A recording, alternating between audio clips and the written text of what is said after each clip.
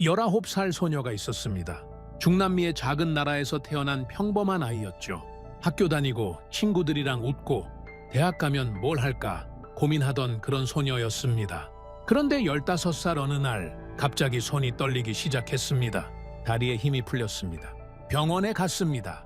의사 얼굴이 어두워지는 걸 봤습니다. 그날부터 이 소녀의 인생은 완전히 달라졌습니다. 병원을 12군데 다녔습니다. 만난 의사가 20명이 넘었습니다. 그런데 들은 말은 전부 똑같았죠. 완치는 어렵습니다. 성공률이 낮습니다. 젊어서 안타깝습니다. 소녀는 어느 순간부터 울지 않게 됐습니다. 화도 나지 않았습니다. 그냥 아무것도 느껴지지 않더랍니다. 희망을 품었다가 무너지는 게 너무 아파서 아예 기대를 하지 않기로 한 거죠. 19살의 이 소녀는 이미 미래를 포기한 사람이었습니다. 그런데 이 소녀의 인생을 통째로 바꿔놓은 나라가 있습니다. 약도 아니고 수술도 아니었습니다. 단 하나의 질문이었습니다. 그 나라가 어디냐고요? 지금부터 이 소녀의 이야기를 들려드리겠습니다. 저는 마리아 로페즈라고 합니다. 중남미의 작은 나라에서 태어났고, 아버지는 동네에서 작은 식료품 가게를 운영하셨고, 어머니는 그 가게 일을 도우시면서 저와 여동생을 키우셨습니다. 부자는 아니었지만 가난하지도 않았고, 저녁마다 온 가족이 모여서 밥을 먹고, 주말이면 성당에 가고, 명절에는 친척들이 모이는 그런 평범한 가정이었습니다. 저는 그 평범함이 얼마나 소중한 건지 그때는 몰랐습니다. 15살 때까지 저는 그냥 여느 10대랑 다를 바 없었습니다. 학교 가면 친구들이랑 수다 떨고 좋아하는 남자의 이야기하고 시험 끝나면 뭐 먹을지 고민하고 주말엔 친구들이랑 영화 보러 가고 그랬죠. 장래 희망은 선생님이었습니다. 어릴 때부터 동생한테 뭔가 가르쳐주는 걸 좋아했거든요. 대학 가서 교육학 전공하고 졸업하면 초등학교 선생님이 되고 싶었습니다. 그게 저의 소박한 꿈이었습니다. 그런데 15살 가을, 어느 날 아침에 일어났는데 손이 떨리더라고요. 처음엔 대수롭지 않게 생각했습니다.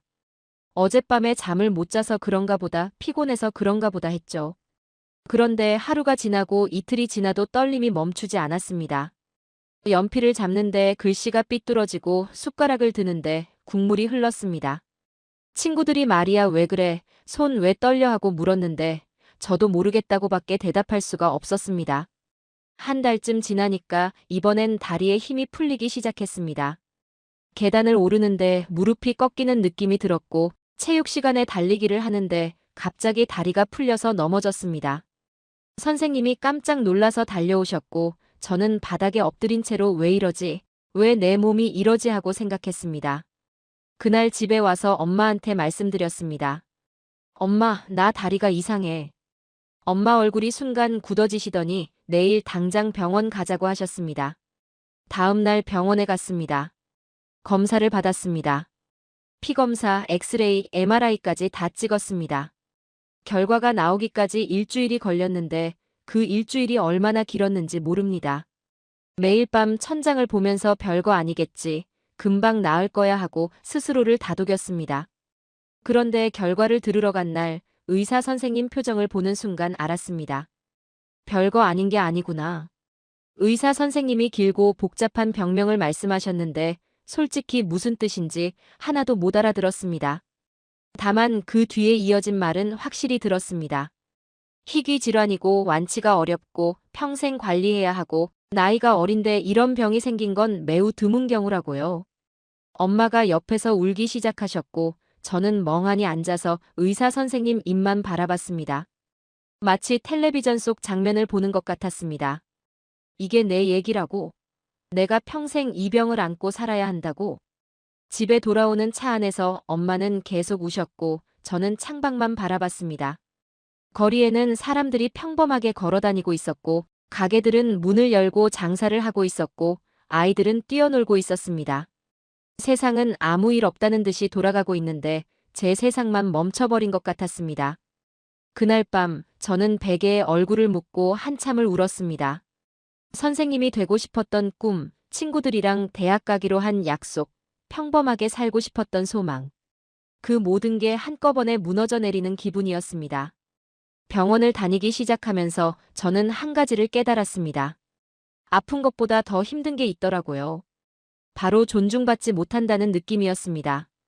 병원에 갈 때마다 저는 사람이 아니라 숫자가 된 것 같았고, 환자가 아니라 케이스가 된 것 같았고, 누군가의 딸이자 친구이자 꿈을 가진 소녀가 아니라 그냥 귀찮은 문제거리가 된 것 같았습니다. 진료실에 들어가면 의사 선생님은 대부분 컴퓨터 화면을 보고 계셨습니다. 제가 들어가도 고개를 돌리지 않으셨고, 엄마가 인사를 해도 짧게 응하고 대답하시고는 계속 화면만 보셨습니다. 그러다가 검사 결과지를 훑어보시면서 빠르게 말씀하셨죠. 수치가 어떻고 상태가 어떻고 약을 바꿔야 하고. 설명이 끝나면 더 궁금한 거 있으세요? 하고 물으시는데 그 말투가 빨리 나가라는 것처럼 들렸습니다. 저는 질문하고 싶은 게 있어도 입이 떨어지지 않았습니다. 어느 날은 이런 일이 있었습니다. 대기실에서 기다리고 있는데 진료실 문이 살짝 열려 있었어요. 안에서 의료진들이 이야기하는 소리가 들렸습니다. 저 환자는 효율이 안 나와요.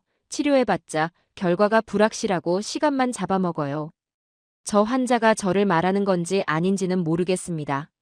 하지만 그 순간 가슴이 철렁했습니다. 효율이라는 단어가 머릿속에 박혔습니다. 저는 효율이 안 나오는 존재였던 겁니다. 시간 낭비인 존재, 결과가 불확실한 존재. 의료진 눈에 저는 그렇게 보였던 거죠.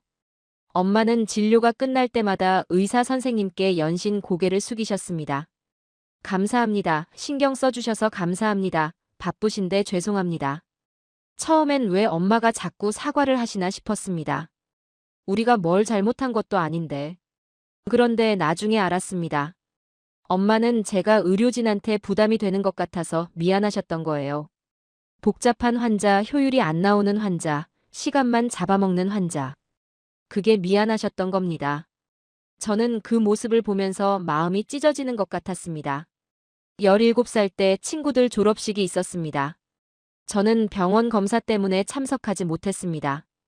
친구들이